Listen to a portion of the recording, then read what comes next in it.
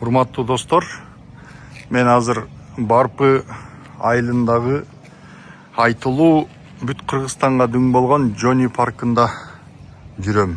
Жони паркына келдим. Бул жерде Камчыбек Ташиевдин бир тууган агасы Жаныбек Ташиевдин сүрөтү, анан астында бир эстелик тактасы коюлган экен. Анан ушул паркты ошол кишинин атынан атаптыр. Жони эс алуу багы дейт. Жони парк.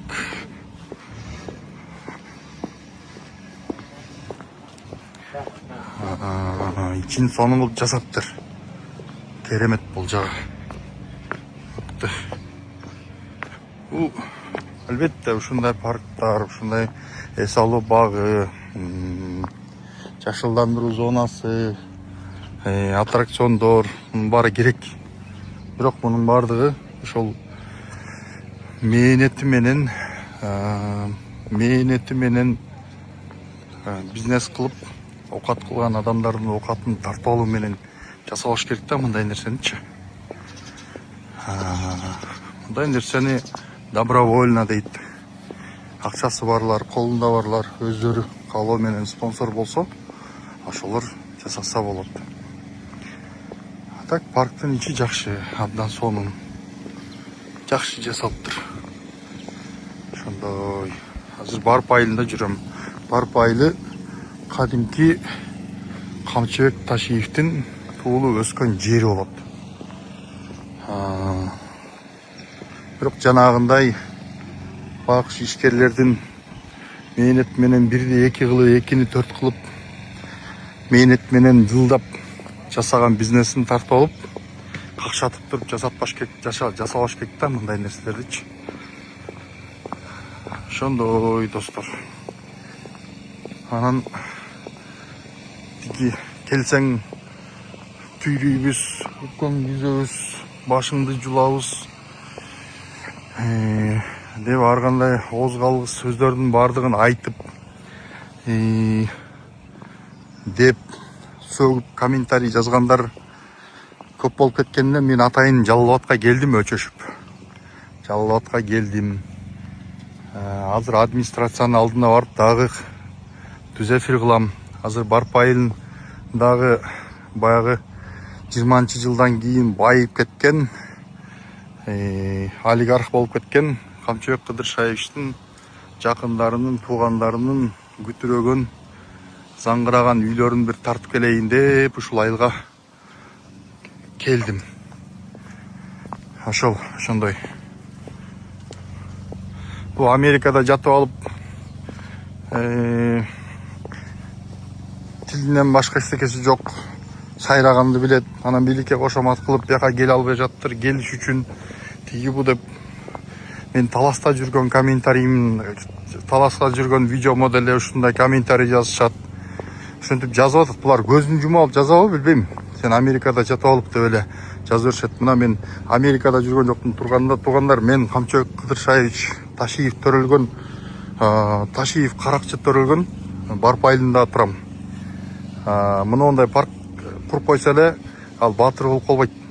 Ал каракчылык кылган, өзүнүн элине каракчылык кылган, ишкерлерди тоногон, рекеттик кылган адамды каракчы дейт. Башкача атаганга мүмкүн эмес. Мен дагы бир жолу айтам, Ташиев каракчы. Анын күнөөлөрү кечирилгис күнөөлөр. Канчалаган адамдардын убалына калды, канча адамдар өлүм тапты, канчалар байлыгынан, бизнесинен ажырашты, үй жайынан ажырашты. Мунун бардыгы орду толгус бир азап. Анан мындай парктарды көрүп, муш иштеп атат деп мактай берсе жарашат. Бирок деген ошонун аркасында канчалаган адамдардын тагдыры жатат. Ушул нерсени биз эч качан унутпашыбыз керек. Акты ак, караны кара дегенди унутпашыбыз керек. Урматтуу достор, мына мына жерде элге кылган кызмат жерде калбайт деген жазуу турат. Көрдүңөрбү? Ооба, элге кылган кызмат жерде калбайт. Эгерде сен ал кызматты апапак мээнет менен таза ичпей, жебей, уурдабай, тонобой, бир туугандарыңды кызматка кое албай, жээндериңге мамлекеттин байлыгын тонутпой жасасаң ал кызмат жете калбайт. А бирок мындай элди тоноп, бечараларды тоноп, байларды тоноп, бизнесмендерди тоноп, мындай нерселерди криминалдар деле жасашкан. Дүйнөдө Пабло Эскобар деген белгилүү бир эң чоң мафиози, анан кайрымдуулук иштер менен алектенген бир чоң каракчы болгон, бандит болгон. Этеги аянычтуу бүткөн да. Алар да ошондой нерселерди жасашкан. Аларды да убагында колдоп, ой бул элдин азаматы, элдин уулу дешкен. Мына бул жерде деле ушундай иш болот. Толтура тагдыры бузулган, канчалаган адамдардын тагдырына балта чапкан,